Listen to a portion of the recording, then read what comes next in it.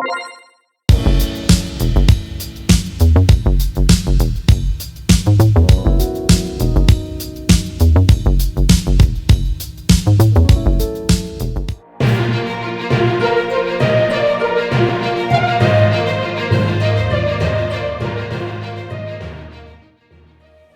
Abhay and this is the Media Moguls COVID-19 news update. Let's hop right into it. So let's clear a common misconception about the virus's name. Is it COVID-19 or coronavirus? Well, COVID-19 stands for Coronavirus Infectious Disease, found in 2019. The next concern is face masks. The CDC is now advising that everyone should wear a mask outside of the home. Of course, only if going outside is necessary. Visit cdc.gov to create your own face mask so doctors and nurses have enough medical ones when it comes to treating infected patients. Also, stay safe on your phone because COVID-19 related phone scams are roaming around. For example, different scammers are calling different phone numbers and asking for donations, which is not safe for your social life. On April 7th, the U.S. Department of Health and Human Services announced a funding action to bring a total of $186 million to the people affected by the pandemic. But how are you going to protect yourself from the virus? The most effective way is washing your hands. Remember to scrub your hands for 20 seconds with soap and to dry your hands so germs don't stay on. Stay tuned for a short message from our Tex Hill nurse resident, Nurse McVay. Before I let you go, try and solve this riddle. What has to be broken before you use it? The answer will be revealed next time. Catch you later. Toodles! Good morning, TexHill Tigers. Nurse McVay here. Wanted to go over some friendly tips to remind you of how to prevent the spread of germs. Wash your hands often with soap and water for at least 20 seconds. Avoid touching your eyes, nose, and mouth. Avoid close contact with people who are sick. Stay home when you are sick. Cover your mouth and nose with the inside of your elbow when you cough or sneeze. Do not share food or drink with others. Please help us prevent the spread of germs by following these simple tips. Thanks and have a great day.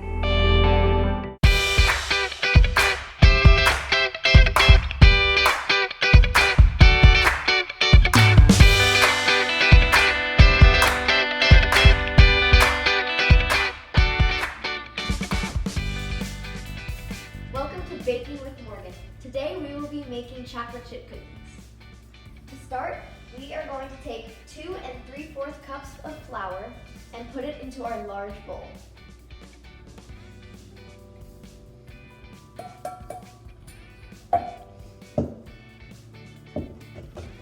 After, we are going to take 1 teaspoon of baking soda.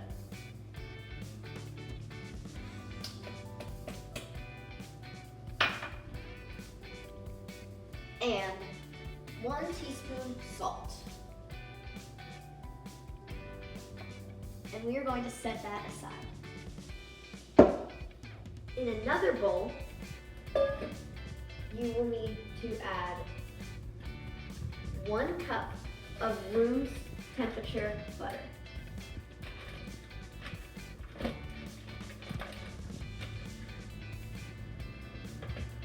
You also need to add 1 cup of brown sugar.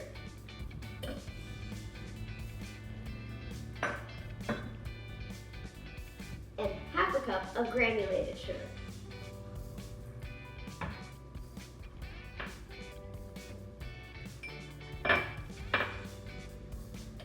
And we're going to mix this together.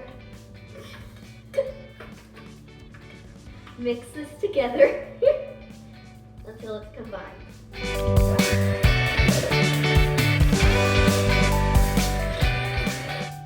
After you mix, use 2 large eggs at room temperature.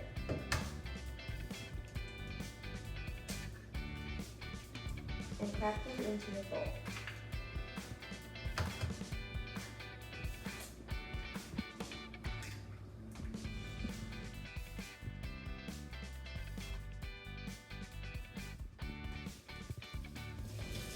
And make sure to wash your hands after working with eggs.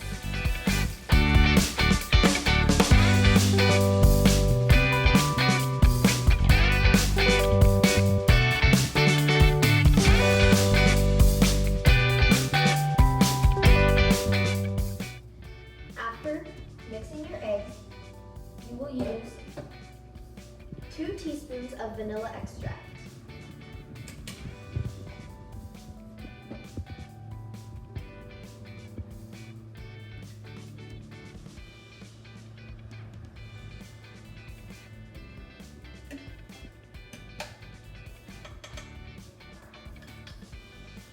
And after that, you will mix it again.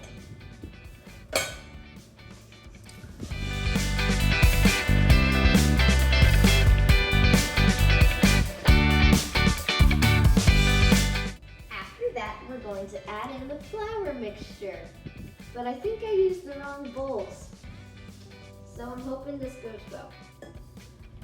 Before you pour this in here, you need to whisk up your flour mixture.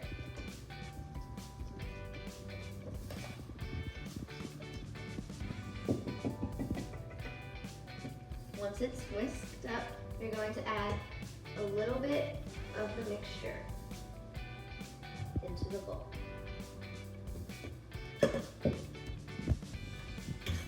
And mix it.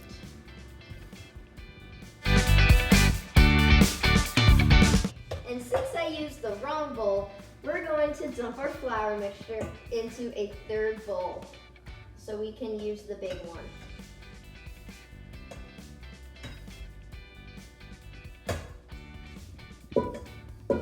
Alrighty, then we are going to take a spatula and get all of this into the big bowl.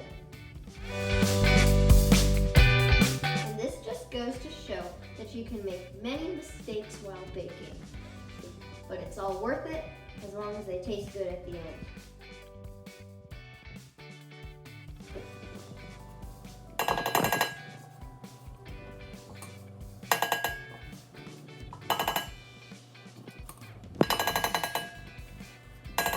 Yay!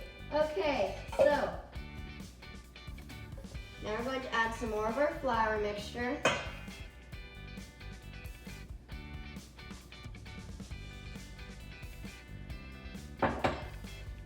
And mix it up.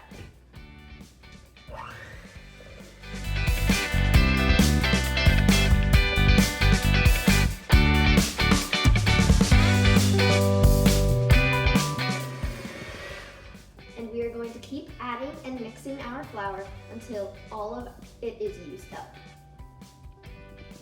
After you finish mixing, you're going to pour in some chocolate chips. You need 2 cups of chocolate chips in total. You're going to whisk it around, and you can use a spoon too. And you're going to keep doing this until all of your chocolate chips run out, or you can just do that to make it go faster.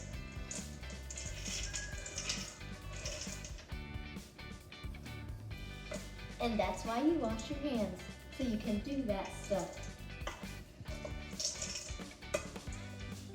Next, you're going to cover your bowl with cling wrap.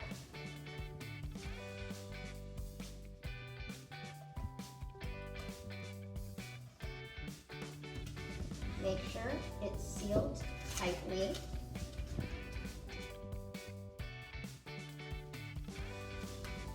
And then you're going to put it in the fridge to cool for 2 hours. And I'll check back with you then. All right, so it is after the 2 hours now. 350 degrees. So I just took the cookie dough out of the refrigerator. And you are going to use parchment paper and place it on your cookie sheet. And we are going to take a spoon with some of our hardened cookie dough and roll it into a ball. You can make these balls any size you want to. But you're going to place it on your cookie sheet. And you are going to keep scooping and rolling until you have filled up your entire cookie sheet. And after you've spaced out all your cookies, you're going to open the oven and put them in lengthways on the top rack.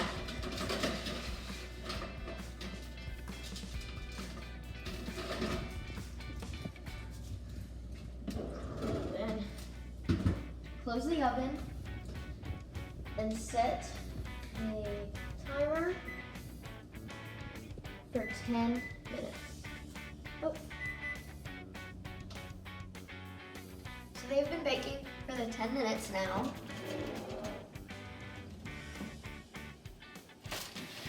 I'm going to take your cookies out and set them on a cooling rack. And after letting them sit for 5 minutes, I'm going to transfer them over to this rack and scoop them out onto some wax paper so you can reuse your parchment paper sheet to finish up your cookie batter. And now the best part of any baking, tasting your creation.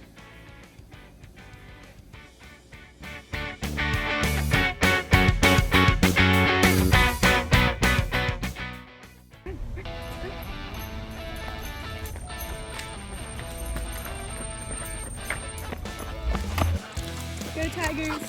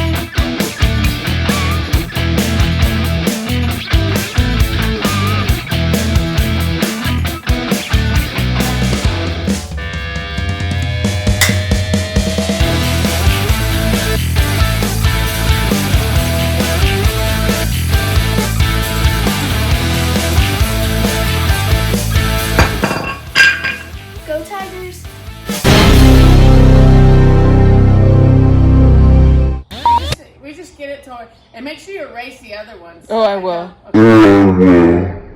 Oh, wait.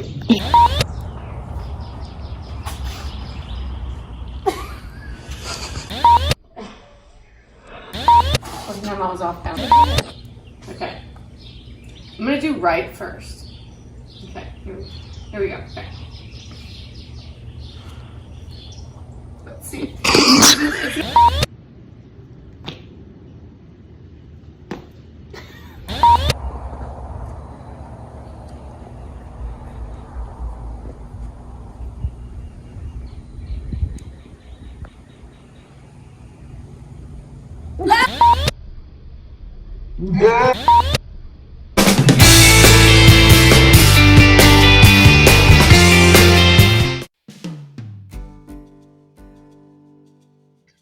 Good morning, Tigers. This is Mr. Guess, and I know you're at home bored, trying to fill your days. Well, if you're like me, you've been reading a lot, and I'd like to take this opportunity to recommend a favorite book of mine. It's by a very famous author named Stephen King. Now, this is his least scary book. Unless you're scared of hard work and commitment to your art and craft, then it's terrifying. And it's called Stephen King on Writing. This book allows you to get a behind-the-scenes look at one of our master storytellers of the 20th and 21st century. And I guarantee you probably won't be scared, but you'll be well-informed and it'll make you a better writer. I've already read it twice, and I look forward to reading it again one day. So I hope you're reading, and maybe even writing.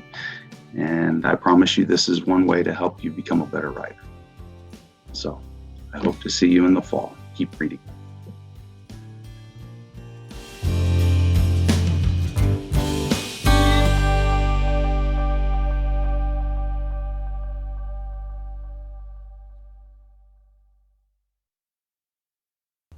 Hi, welcome back to the Joanna Parenting. I'm Roberta Ross, the Hispanic version of Bob Ross.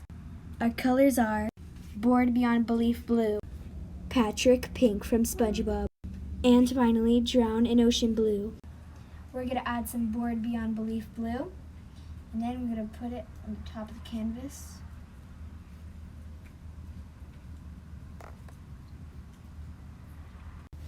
Since we're doing it on tile, it doesn't look very professional.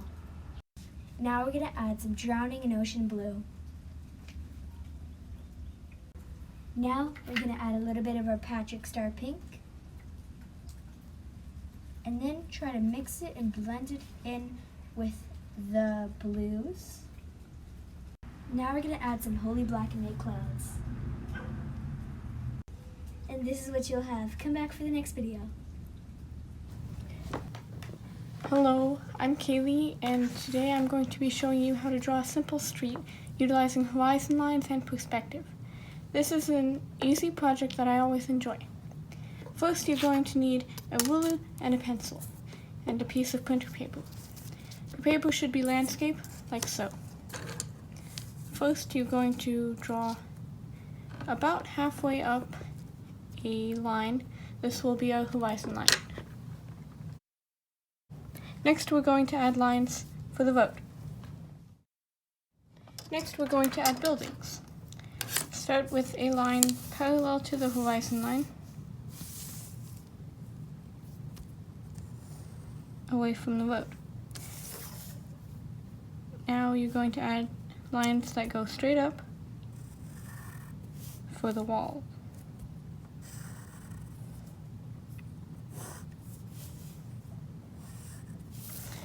And for the roof, you are going to add another line parallel to the bottom line in the horizon line to make that full wall. Next, you're going to add, for the front of the roof, a line parallel to the road.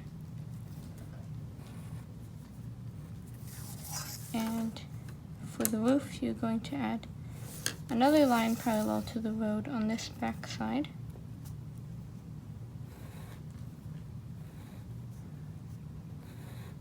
And then you will connect them with a line parallel to the horizon line.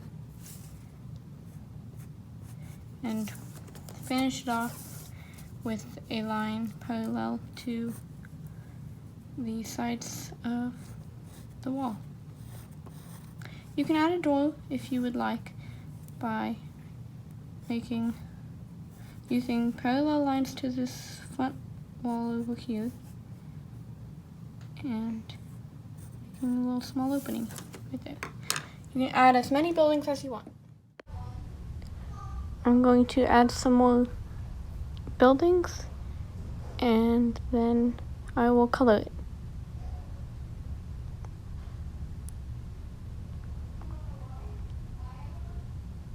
I hope you enjoyed.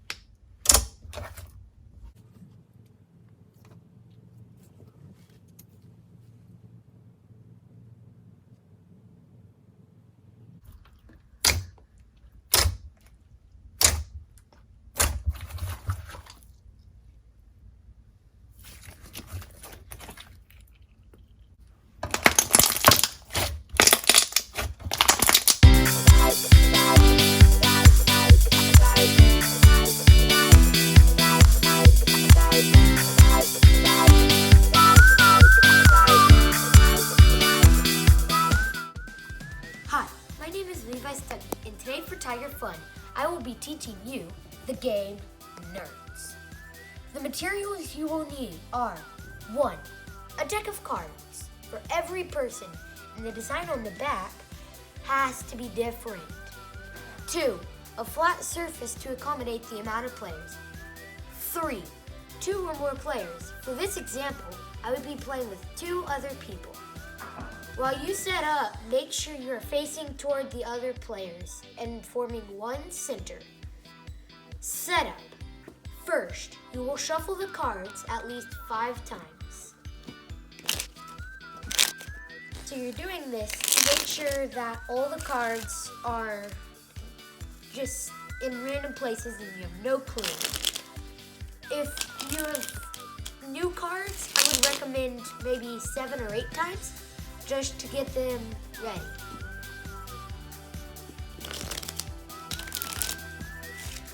Okay, next you will count out 13 cards and put them in one pile right in front of you, face down. So you're doing this because in each suit there are 13 cards. Next, you will put 2 cards on each side of your middle stack face up. You're doing this because there are 4 different suits. Finally, take the top card of your middle stack and flip it over. Goal. The goal of Nertz is to be the first player to get rid of all 13 cards in your middle stack. Remember, you must also play as many cards as possible in the center.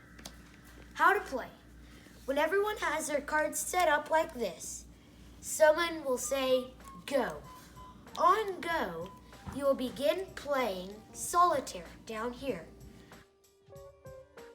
If you have nothing to play, you flip 3 cards like this over. So I had nothing to play, so I'm flipping 3 cards over. If you do have something to play, like down here, you take that card and you put it on it in solitaire fashion. Red, black, like this. Black, red. Now she'd have to play a black jack on that for it to keep going. So I'm gonna keep going. If you come across an ace, put it out in the middle. If you find something that you can play, like this, so let's say he didn't have that, he could take this card and put it there, and then he'd flip over the next one. Remember, the goal is to get rid of the middle stack of 13. When the first person to get rid of their middle stack goes out, they will say out.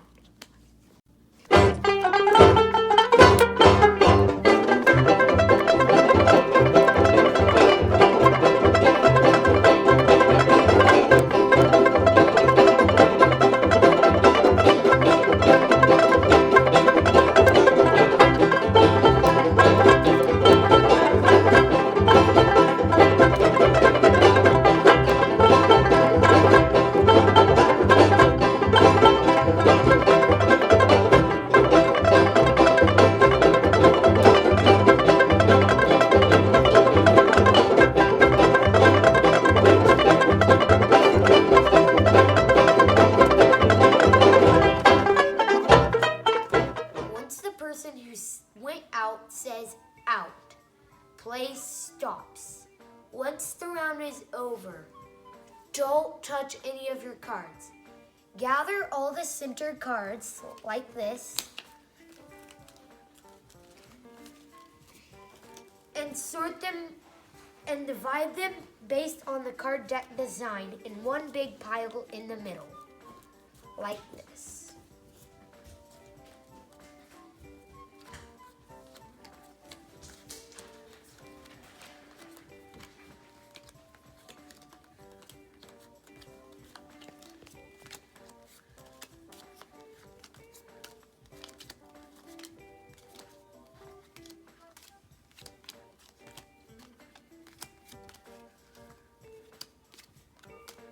once you have done that, might as well just straighten the cards and hand the cards to the corresponding and correct player with the same cards. So these cards go to me, those go to him, and those go to him. Next, count the number of cards that you just got from the middle. So I had 14 cards returned from me. If you had any cards remaining in your middle stack, like I had, count them now. So 1, 2, 3, 4, 5, 6, 7. So I had 7 here and 14 here. So 1, 2, 3, 4, 5, 6, 7. And then I'll put that in my big pile.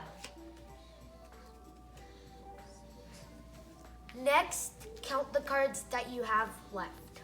So 1, 2, 3, 4, 5, 6, 7. So I had 7 cards. That is my score for the round. So next, I will take this piece of paper, which we are recording our scores on, and I will write my number 7. What did you have? I had 7. So I'll write 7 for his score. What'd you have? 28. So since he got out of his middle stack, he didn't have to subtract any cards from his cards that he had returned. Doing so, he got 28 cards. And then I'll add a plus, and then we'll play another round. Remember, negative scores unfortunately are possible. If you have, let's say, 13 cards, or 5 cards even, and you only get returned 4 cards, well then you'd have -1, which is really sad, and you don't want to have that.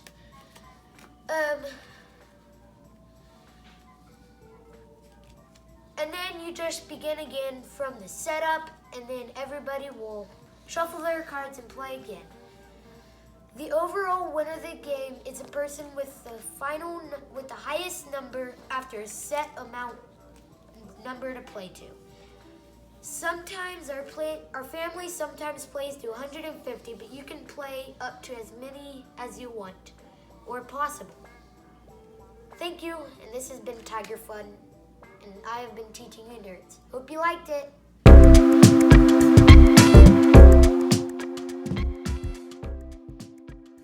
Hi, I'm Nela, and today I'm going to teach you how to make your very own homemade vanilla bean frappuccino. With a few easy ingredients and a little bit of blending, you can create a delicious frappuccino. And I'll tell you if some of the ingredients are optional. You're going to need vanilla extract, powdered sugar, ice cream, vanilla to be exact, and some milk. Don't forget a blender. Whipped cream is optional, but you're also going to need some ice. Pour in 1 full cup of ice. Next, add in 1 1/2 cup of milk and add in 3 scoops of vanilla. Now, put in 1 full tablespoon of powdered sugar or regular sugar, 2 if you like it extra sweet, and 1 tablespoon of vanilla extract.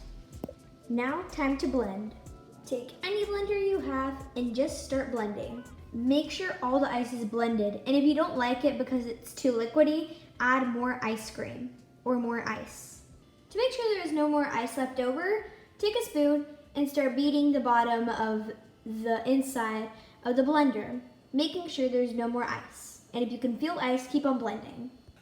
And with a little bit of sugar and a little bit of spice, your frappuccino will be delicious and nice. Hope you guys enjoyed this video and tutorial. Maybe one day we can make another frappuccino. See you guys next time.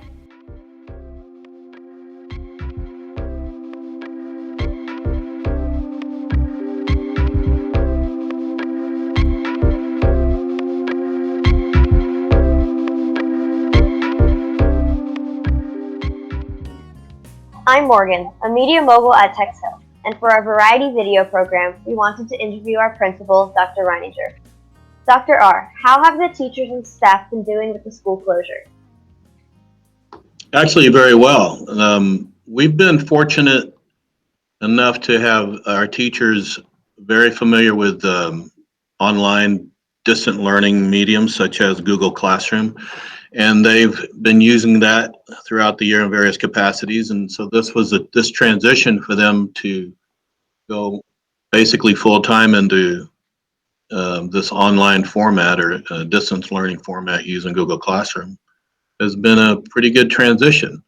So as far as throwing it out and getting it going for the kids and for their lessons, it's been as smooth as I could have hoped. Were there any problems when you started using the online learning? Well, obviously the problems with online learning, I think consistency can be sometimes challenging. So the first thing is to get everybody where we're able to talk to one another together. And so we didn't try to do that all at once. We broke that up into staff and then department chairs, and each department would focus on sending the messages that were critical so that we didn't have 95 people or 65 people all at once.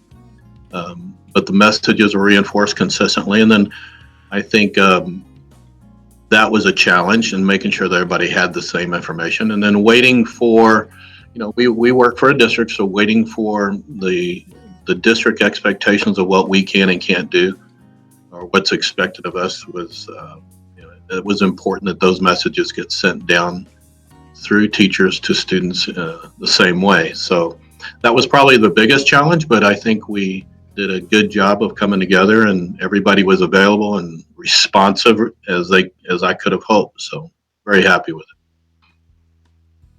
As our principal, what past experiences have helped you lead us during this unique period? Well, that's a pretty broad question. It's a good question. But I would say it goes all the way from online. My experience online, I've taught at the college level, done adjunct work at various universities, and in all of them we've had to use online platforms of which to either go full-time virtual conferencing like we are now, or to where we meet face-to-face once a week or so, and students would review their activities and submit their schoolwork on the platform, like you're using Google Classroom, something very similar to that. So that experience for me I have years of background with respect to how that looks for students. Not to mention when we're in college, a lot of college courses, even back then when I was in college, a long, long time ago, we were doing online we did online in various ways back then. We were learning how to do it. It wasn't as fluid as it is now, but there's experience that way. Now, with respect to the traumas, I say trauma, but there's a little shift in our day because of all the expectations and restrictions. So I'm old enough to remember when we had to stand in line for gas for a long time back in the 80s, or we were going through some hard times. So I'm not, if you've been around a little bit, you've learned to do what it takes to do what society needs so that we can be successful. Since we are now on an online platform, are there more problems that you see happening with students failing or skipping classes? Yeah, it's something that we try to keep tabs of. So the answer to your questions, I don't think so, but we want everybody involved, and there are those that do better at it than others and are more comfortable with it than others, and then it takes, as you probably have learned, and all of you are learning, is it takes a certain initiative, and it takes a lot of responsibility to have the discipline to do it and get online and do your work when no one's there like a teacher to tell you to do it. So that's a big challenge, and it's not unique to you. It's like that for all of us at all levels. So I don't know if things are worse, but we want to hit everybody, and we have those that are having a hard time, and we're trying to make sure we're maintaining and staying in touch with all of them. So we create little ways of communicating, whether it be through Google documents or forms or more Zoom sort of meetings, or these kind of meetings that we're doing video conferencing, that we try to make sure we're all staying in touch with each other, so that we're aware of who's connected to us and who's not so connected to us, so we can try to repair that. How has your shelter in place been going so far? Well, at the school, the shelter in place is going really well. We practice our distance spacing for parents that have to come and pick up their packets, because there are a few that need hard copies, and that's coming to that's going to slow down quite a bit here in the next, with the restrictions we have coming on. But I would say, for me and the staff, we're here to Skeleton Crew, and we all work really well and communicate every day together. And so when challenges come up, we communicate and come up with a solution, and we all try hard to implement the solution. And we don't, we just stay in touch and communicate. And so this has been motivating for us to do that. So it's gone well. I would say gone well.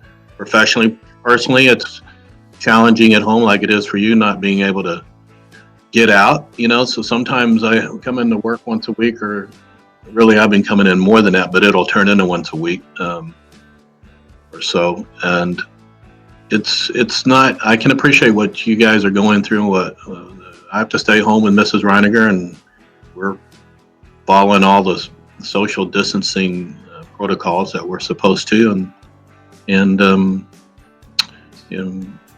it's not easy, but it's something we think is important. What kind of things, like reading books or watching shows, what have you been doing to pass the time? Well, I'm just one of those guys that I like to do most of my learning on the computer anyway. So I have a certain program I watch with Mrs. Reiniger, and we spend our time that is quality time together. And then I like to go do a few things. Right now I'm researching how to lay hardwood floor in the house. I might have a way to, but I don't know how to do that. So I'm doing that research. I'm also researching how to sew. I want to learn how to use a sewing machine, and that's another project I want to do. But whenever I do projects, whether it's rebuilding an engine or trying to discover a new process or something, I do the homework. And you were all lucky in this generation, your generation, and where mine is now, that we have all this information out there to go online and do as much homework on something as we want to do. What are some books or shows you would recommend to watch during this time? Well, that's a good question. I'm not real big on TV, but like I said, Mrs. Reiniger and I share this. We have to watch this every week, called it's the singer, where you're dressed up in a costume. The Masked Singer. That's it. We like that program, and we watch that together. And she likes The Voice, so sometimes I visit with her on that. But I think that's a good program. I watched a great movie the other day called Searching for Bobby Fischer, about a young boy who's a chess talent. But I'm sure there's a lot of movies out there for kids that are appropriate and that are something that they can learn a lot from. So the books I read tend to revolve around fishing and right now, and how to and the hows and wheres about on fly fishing. I'm kind of getting into that, so I'm very interested in that lately. How are you keeping a positive attitude during this tough time? Yeah, I like to think that every challenge provides an opportunity. So I'm not overreacting to this. Next year will come, and it's going to be here, and we're going to be in a certain place based on the efforts we make now. So I want those efforts to be the best that they can be. So having a negative attitude serves no purpose for me, and I don't think for anybody. So it's to make a bad situation worse is not a good thing in my book. So if we have tough situation, I think having a positive attitude can help make it better. And so we're focused on having solutions and trying to resolve things rather than make them worse. Does that make sense? Yes. Yeah. What advice do you have for parents right now? Yeah, I think it's a lot for parents. So I would say that we're trying to have moms and dads. They have a lot to do, and there's a lot on their plate. I think there's a lot of stress that they potentially have to deal with, and I know they want a lot for you. But I think I don't want them to worry too much about us having this time of school where we're maybe not learning a lot of new material academically from the classroom, but we want to keep our minds moving and active, and these lessons provide opportunities for us to do that. But I don't think you can take the place of how to learn versus what to learn. So these are opportunities for students to learn how to learn in a different way, and ways that they're going to use more and more in their future. So I would say stay positive, and there are lots of ways for parents to help kids stay busy. And just because we have given you just so many assignments doesn't mean that you can't have something else that mom and dad maybe they want to see you learn how to sew, or use a machine or something to that effect. So I would say that we thank them mostly for all that they're doing to help us get through this. We know it's hard for them too, but stay positive. We're going to get through this. Is there anything you would like to share with the Hill community? Just to make sure we're practicing all the things that our leaders, our community leaders, and our national leaders are asking us to do. So I think that it's just because we're not sick or we may not be feeling bad that we don't take it seriously enough. This is a serious time right now, and I think it's very important for the community to make sure we come together to do the right thing as a whole, so that we can get through this as a whole. So in this kind of situation, it would only takes one or two to cause a problem for everybody. So we all take our responsibility to do our job well, and it'll turn out okay. And so we look forward to seeing get through this and being back together again. Thank you for your time. And you too, Morgan. Thank you.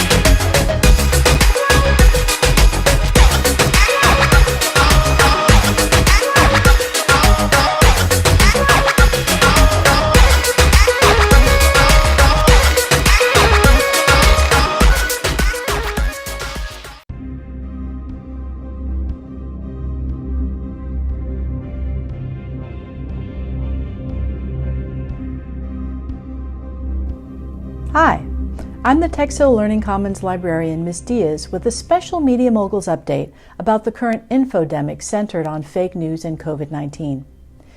In a February 2020 situation report from the World Health Organization on COVID-19, the WHO recognized this rising infodemic.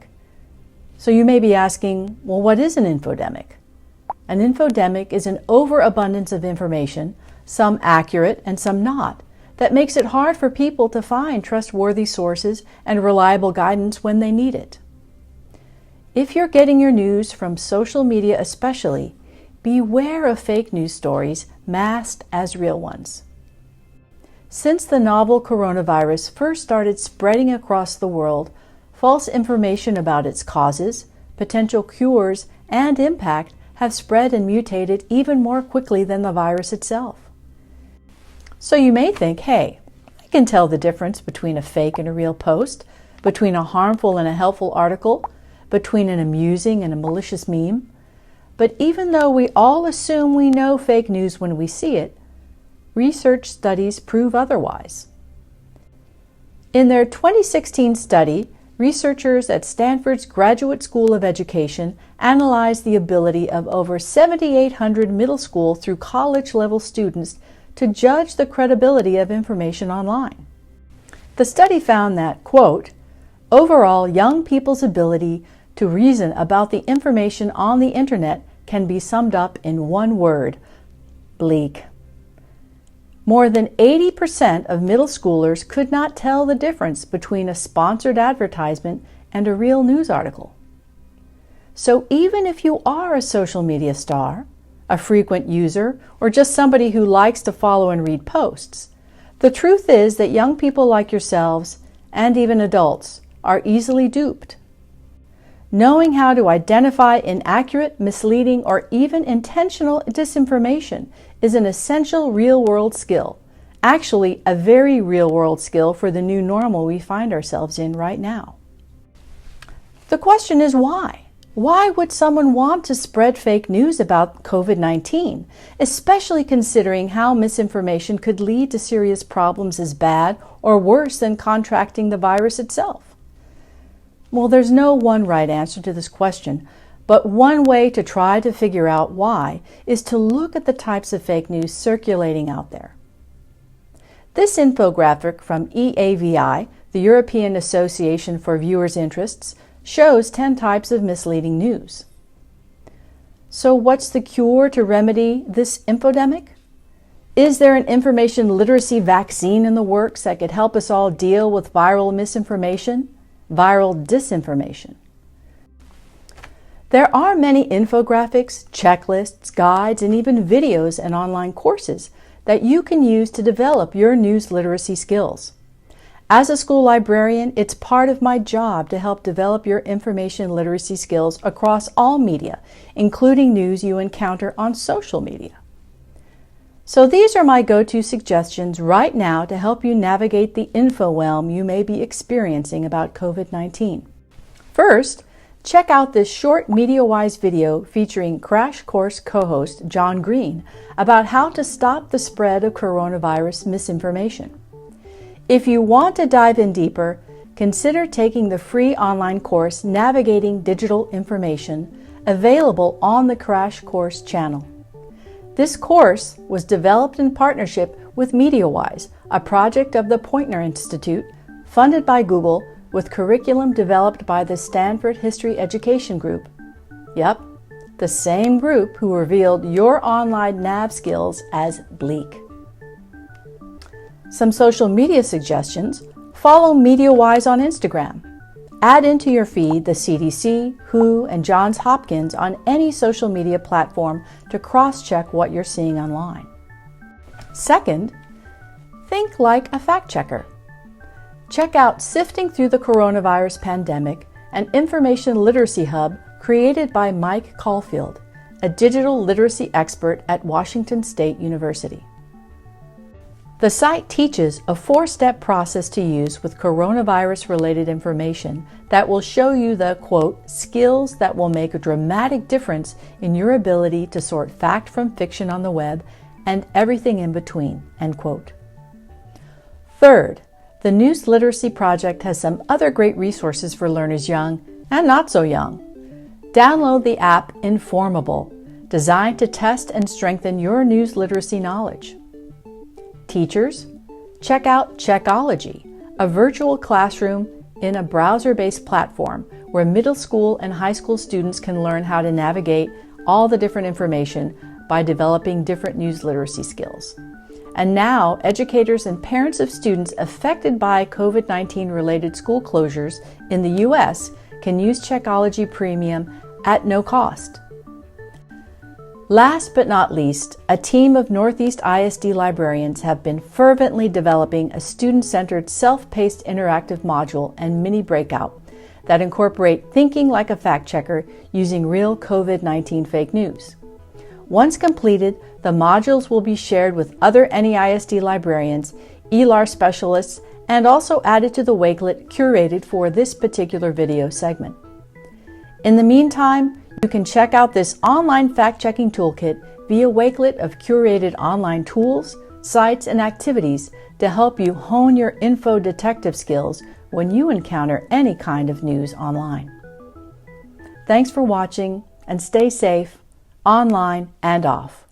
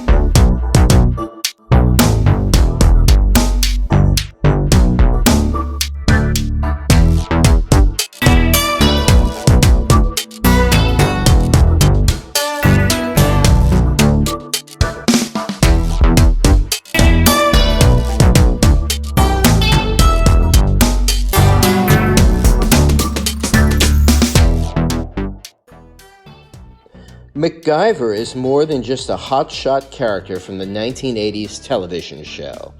To MacGyver is now a verb that describes making or repairing something in an improvised or inventive way.